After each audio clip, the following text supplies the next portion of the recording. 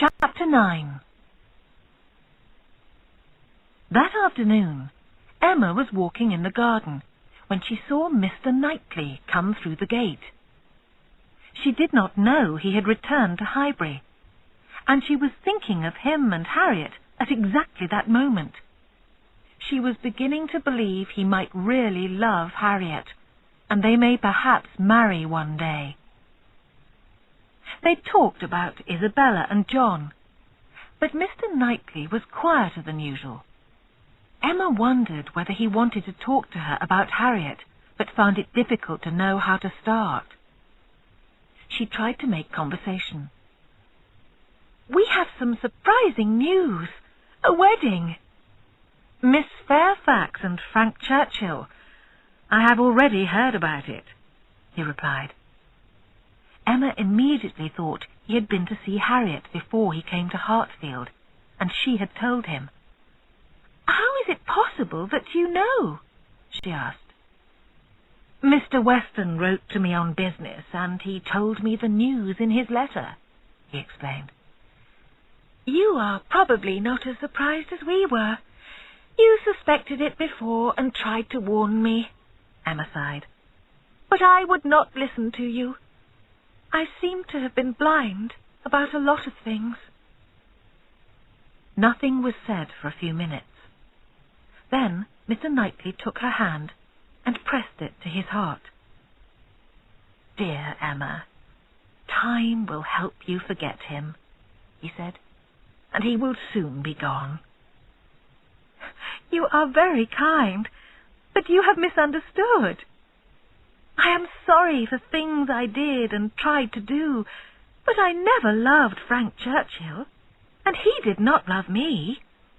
He was only trying to hide his love for Jane, and I just enjoyed being with him.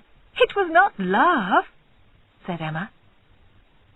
There was suddenly a great difference in Mr. Knightley. He held her hand tightly. "Emma, might there be a chance for me?" Emma was so surprised she could not speak. "If your answer is no, please tell me now, Emma. I cannot tell you everything I feel for you. If I loved you less, I might be able to talk about it more," he continued. "But you know what I am.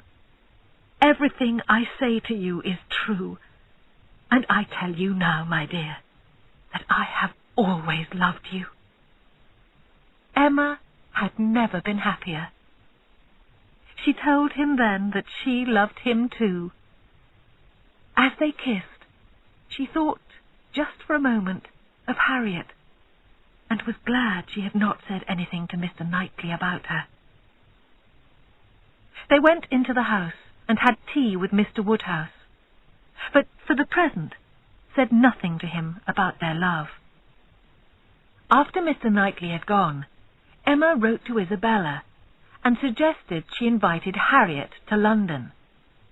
She thought it would be a good idea if Harriet went away from Highbury for a short time, so they did not see each other for a few weeks. Later that day, Mr. Knightley returned to Hartfield. He wanted to ask Emma to marry him, but he was worried that Mr. Woodhouse would be very upset if Emma left Hartfield and went to live in Mr. Knightley's house. "I could not leave him," said Emma. "We could all live in my house," he suggested. "He would be very unhappy if he had to leave Hartfield," said Emma. "Then there is only one answer," said Mr. Knightley. "We must all live in Hartfield." It was a good idea, and Emma said she would think about it before speaking to her father. The more she thought about it, the more delightful the idea became. The only thing that made her sad was Harriet. If she was still in love with Mr. Knightley, she could not be a part of the happy picture in Emma's mind. Poor Harriet! Emma knew there was going to be a day when she could forget Mr. Knightley, but it was not likely to be soon. It was too much to hope that even Harriet could be in love with more than 3 men in 1 year. Harriet was invited to London as planned, and before Harriet left, Emma wrote to her and explained that she and Mr. Knightley wanted to marry.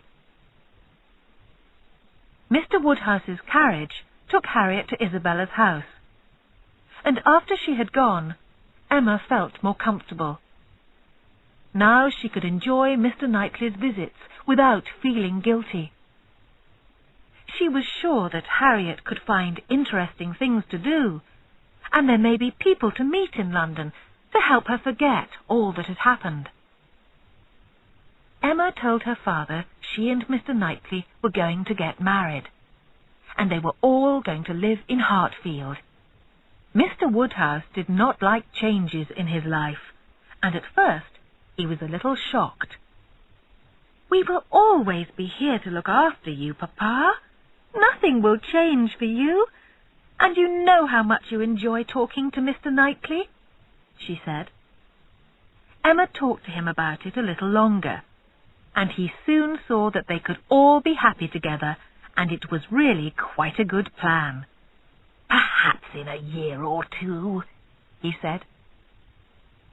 The news spread quickly, and generally people in Highbury thought it was a very good match, except for Mr. and Mrs. Elton. She had never liked Emma, and thought it was terrible that they would all live together at Hartfield.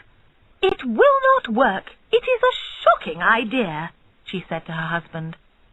He just said, "She probably always meant to catch Knightley if she could." About 2 weeks later, Mr. Knightley called at Hartfield one morning as usual, and told Emma, "I have something to tell you. Some news." "Good or bad?" she asked. "I think it is good, but I am afraid you will not agree with me. It is about Harriet Smith." Emma could not think what had happened to her. "She is going to marry Robert Martin," he said. "Good God! That is impossible so soon. How do you know this?" "Robert Martin told me himself, half an hour ago. You do not like the idea, I can see, but in time you will grow to like him as much as I do," he said. "I am not unhappy at all, just very surprised. Tell me the whole story. How did it happen?" asked Emma. Mr. Knightley told her he had sent Robert to London with a message for John, and at his house he met Harriet again. The family were going out together that evening, and they asked Robert to join them. During the evening he told Harriet he still loved her, and she agreed to marry him, he said. "I hope they will be very happy together," said Emma with a smile. "Have you changed your mind about him?" "I think I have. I hope so, because I was a fool before." "I have also changed my mind about her," said Mr. Knightley. "I used to think she was a silly girl, but the more I talked to her, the more I saw that she is kind and sensible. I sometimes thought you must wonder why I had suddenly started to spend time talking to Harriet," he continued, "but I wanted to get to know her and understand why you liked her so much. They will make a good match." Emma agreed, and was very glad that her friend was now as happy as she was. That afternoon, Emma and her father drove to Randalls. Mrs. Weston was alone in the drawing-room when they arrived, but they had only just sat down when they saw a group of people in the garden. "Frank arrived here this morning, and he has just come back in the carriage with Miss Fairfax, her aunt, and her grandmother. They are coming in now," Mrs. Weston said. the little group came into the drawing-room with Mr. Weston, and Emma was very pleased to see Frank and Jane again. While the rest of the party talked together, Frank said to Emma, "I am surprised you did not suspect us. Once I nearly told you, but I changed my mind. I hope you can forgive me for the way I behaved to you. I know I was wrong, and I only did it because I could see you had no thoughts of marriage."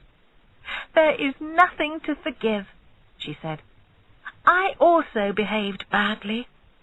"I am delighted to see you again," he said, "and also to hear that you and Mr. Knightley are engaged. You will be very happy, I am sure of it." The next day, Harriet arrived back in Highbury and called on Emma immediately. She told her she felt a little foolish now when she thought of Mr. Knightley, and Emma was pleased to see that she loved Mr. Martin very much. Very soon, Robert Martin was invited to Hartfield, and Emma saw that Mr. Knightley had been right about him. He was polite and kind, and she had no doubt that Harriet was always going to be happy in his home, surrounded by people who loved her. Before the end of September, Harriet and Robert Martin were married in Highbury Church by Mr. Elton, the last of the 3 couples to get engaged and the first to be married. Jane Fairfax and Frank Churchill had planned their wedding for November, and Emma and Mr. Knightley thought October was a good time for theirs. Isabella and John were going to be staying at Hartfield at that time, and they could look after Mr. Woodhouse while the couple went away to the sea for a fortnight. The only problem was making Emma's father agree with them that October was a good time for the wedding. Mr. Woodhouse thought it was too soon and suggested they wait a little longer, but something happened to change his mind. Mrs. Weston's chickens were all stolen from the chicken house one night, and the same thing happened to other people in Highbury. Mr. Woodhouse was very worried about this. He said he would be nervous in his house after John and Isabella had gone back to London if there was no other man at Hartfield to look after him. John had to return to London by the end of the first week in November, so it was finally agreed that the wedding must be arranged for October. Emma and Mr. Knightley's wedding was a simple one. Mrs. Elton had not been invited, and so her husband described it to her. She thought it sounded very plain, and was nothing compared to her own wedding. But the small group of true friends who were invited were delighted by it, and Emma and Mr. Knightley were perfectly and completely happy.